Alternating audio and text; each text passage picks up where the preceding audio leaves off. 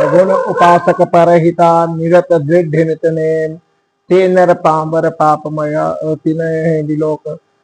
इसी तरह से तुलसी बाबा कुछ बोले हैं कि ब्राह्मण की जो परम चरण की धूलि को रोज प्रत्येक दिन देता है, उसके ऊपर मैं नारायण, शिव, ब्रह्मा, सारे देवलोक के देवता लोग प्रसन्न होते हैं।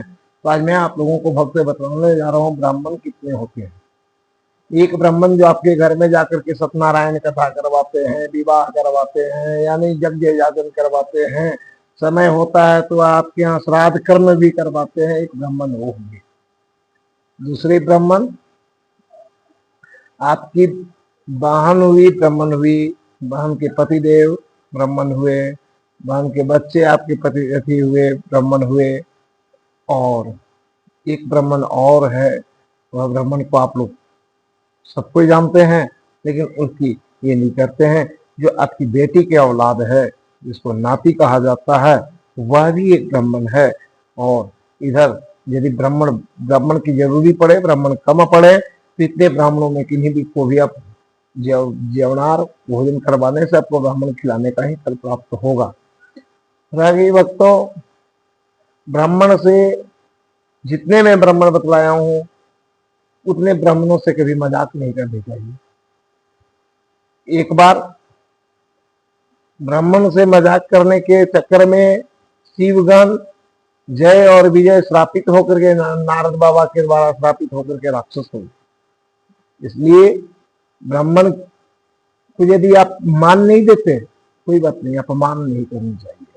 ब्राह्मण के अपमान से भगवान नाखुश होते हैं, और भगवान को खुश करने वाला, भगवान तक पहुंचाने वाले जो ब्राह्मण में आपको बतलाया, इतने ब्राह्मण के द्वारा ही आप भगवान तक पहुंच सकते हैं।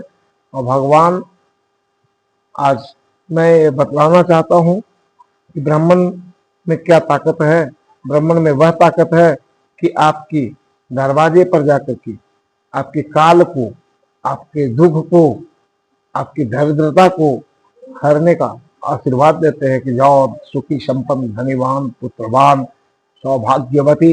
इस तरह का जो आशीर्वाद सहृदय दिल से देता है, वह ब्राह्मण पूजनीय होता है। वह ब्राह्मण जिसमें लोभ नहीं हो, जो कभी आपसे याचना नहीं किया कि हमें इतना चाहिए, वह ब्राह्मण सर्वश्रेष्ठ ब्राह्मण है। दूसरी बात है कि ब्राह्मण, संत, ये सब अद्भुत होते हैं। जैसा कि मैं पिछले वीडियो में बोला था, संत बड़े परमारथी, भेष धरे अवधूत, राम नाम के गोला छूटे, भाग जाए जमदूत, सियावर रामचंद्र की जय। तो भक्तों, संत की, ब्राह्मण का यह धर्म होता है, या ये चाहते हैं कि हमारे जजमान बढ़े, फले, फूले, जिससे उनके दरवाजे पर जाने पर हमारा स्वागत हो, हमारे सत्कार हो, यह भावना रखते हैं। ब्राह्मण कभी भगवान के यहाँ अपने लिए नहीं मांगेंगे। जब भी ब्राह्मण मांगता है तो जनता जनार्दन के लिए वह कहता है कि हमारे फलाने जजमान का दुख का हरण कर दीजिए। और जो जैसे ब्राह्मण कम ही जानकार ब्राह्मण है, तो जरूरी नहीं सब धर्म से भी ब्राह्मण जानकार ही होते हैं। कम भी ब्राह्मण अगर जानकार है और वह ब्राह्मण का कर्म करता है, वह भगवान के पास आपकी जो अर्जी लगाता है, वह आपका कार्य अवश्य पूर्ण होगा। यह भी कोई जरूरी नहीं है कि ब्राह्मण के द्वारा ही हम एक कार्य करें। अपनी दुखड़ा भगवान के पास आप भी बोलेंगे, भगवान उतना ही सुनेंगे, लेकिन स्वच्छ मन हृदय होना चाहिए। निर्मल जन सो मोहि पावा, मोहि कपल कपट छल छिद्र न भावा। जैसा राम जी बोले कि मुझे हृदय का साफ व्यक्ति की जरूरत है, छल कपट को लेकर के नहीं जानी चाहिए भगवान के पास। या कहने के लिए कभी नहीं जानी चाहिए कि हमारे दुश्मन को आप विनाश कर दो। वो परमात्मा है, सब कुछ जान रहा है। उसके पास भी यह बोलना चाहिए कि प्रभु, यदि वह बहुत ज्यादा गलती कर रहा है तो उसको आप सद्बुद्धि दीजिए कि वह गलत नहीं करे और चैन से जिए। ऐसी कामना लेकर के ही भगवान की पूजन करें। यह करके आप देखें, इसका फल तुरंत मिलेगा। ईर्ष्या भाव को भगवान के चरण में छोड़ देना चाहिए। जैसा कि रावण बोला था, रावण बहुत बड़े पंडित जी थे, और उन्होंने कहा था कि जो हुआ सो हुआ, अभी से मन में चेत करो। जो हुआ उसको छोड़ दो और अभी से ही भगवान का भजन और भगवान की कृति गुणगान में समय बिताओ।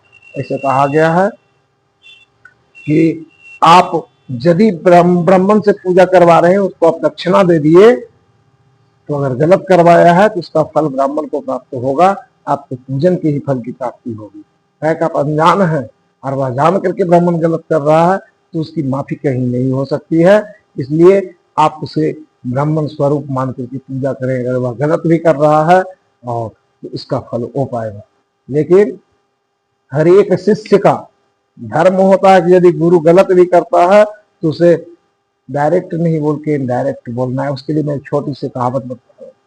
एक जगह बहुत से पंडित जी लोग बैठ करके पूजन कर रहे थे और जो आचार्य थे वो गलत ढंग से आचमनी कर रहे थे। आचमनी क्या कर रहे थे? ऋषिकेशाय नमः, केशवाय नमः, नारायणाय नमः, गोविंदाय नमः। गोविंदाय नमः के नाम से वो हस्त प्रक्षालन करने लगे, जबकि वहां करना था ऋषिकेशाय के नाम से, ऋषिकेशाय नमः के नाम से हस्त प्रक्षालन था। तो एक शिष्य से बर्दाश्त नहीं हुआ, वो आकर के बोला गुरुजी हम आचमनी करने के लिए नहीं जानते हैं, यदि आचमनी मेरी गलती होगी तो उसको आप सुधार दीजिएगा। तो जल उठाया, बोला माधवाय नमः, केशवाय नमः, नारायणाय नमः, फिर हाथ धो दिया, बोला ऋषिकेशाय नमः। बोला गुरुजी इस तरह से हम आचमनी करते हैं, गलत कर रहे हैं क्या? मेरे कहने का मतलब है कि अगर यदि ब्राह्मण गलत भी कर रहा है तो उसको दूसरे ढंग से समझेंगे, समझेगा। और ब्राह्मण कभी भी आपका अहित नहीं चाहेगा। इसलिए हर एक ब्राह्मण चाहता है कि उसके घर में 50 विराजमान रहे, 50 व्यक्ति रहे, और 50 व्यक्ति अगर यदि उसको कुछ भी दान किया उस बेचारे गरीब का पेट चल जाता है। इसलिए गरीब ब्राह्मण था ही नहीं और नहीं कभी होगा और न कभी रहने वाला है। कारण कि भगवान का राज्य में रहता है, भगवान का अन्न खाता है और भगवान का गुणगान करता है। इसलिए भक्तों हो सके तो जितना मैं ब्राह्मण बतलाया हूँ उतनी ब्राह्मण को आप खुश करके देखें। कलयुग में तुरंत इसकी फल की प्राप्ति होती है। और यदि समझ में नहीं आ पा रहे हैं तो आप कमेंट के द्वारा मुझसे प्रश्न कर सकते हैं और मेरे YouTube चैनल को आप सब्सक्राइब करें, जिससे नई नई बातें, नई नई जानकारियां आपको प्राप्त होती रहेगी।